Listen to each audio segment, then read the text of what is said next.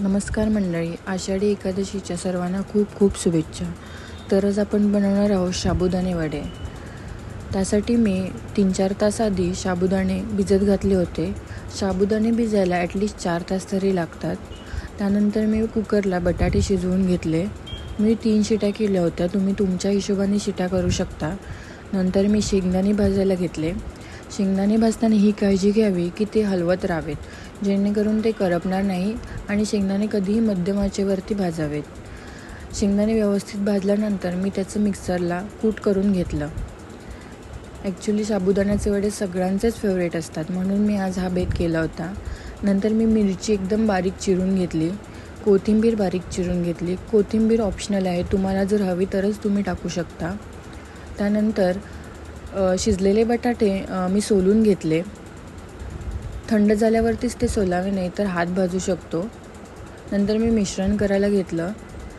तुम्ही कोणत्याही भांड्यामध्ये मिश्रण करू शकता. मी कढई घेतली होती, त्याच्यामध्ये पहिल्यांदा साबुदाणे घेतले आणि मी अख्खा बटाटा त्याच्यामध्ये स्मॅश करून टाकला.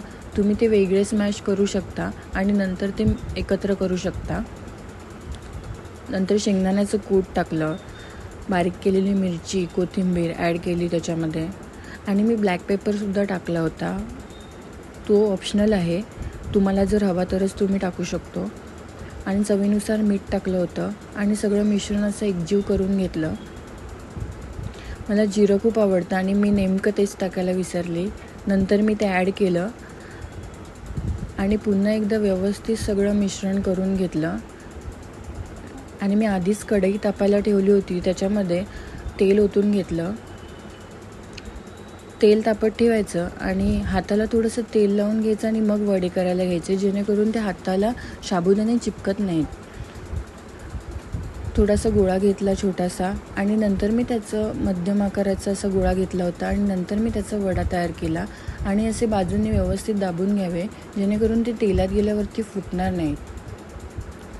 असे छान अशा आकाराचे मीडियम साईजचे मी वडे बनवून घेतले. जसे 4-5 वडे मी आधीच बनवून घेतले होते आणि नंतर मी तेलात सोडले ते. आणि वडे कधी पण आहे ना मीडियम आचेवरती तळावेत, कारण आता वडे कसे जाडसर असतात आणि ते आतूनसुद्धा शिजले पाहिजेत. जर तुम्ही फास्ट गॅस ठेवला तर ते पूर्ण बाहेरून करपून जाणार आतमध्ये शिजेपर्यंत. आणि वडे कधी सारखी हलवत नाही राहायचे. असाच समस्त व्ह्यू एन्जॉय करत आम्ही वडे बनवत होतो. अशा प्रकारे असे लालसर झाल्यावरती वडे आम्ही काढले. असे सुंदर असे वडे तयार झाले. साबुदाणे वडे काढताना तेल नितळून काढावे, जेणेकरून तेल राहणार नाही आणि खाताना हाताला तेलसुद्धा लागणार नाही. आता तुम्ही बघू शकता, मी सर्व वडे व्यवस्थित फ्राय करून घेतले आहेत आणि ते खाण्यासाठी तयार आहेत. हे आता तुम्ही मस्त हिरवी चटणीसोबत सर्व करू शकता. तर चला आता आपण भेटूया नेक्स्ट व्हिडिओमध्ये.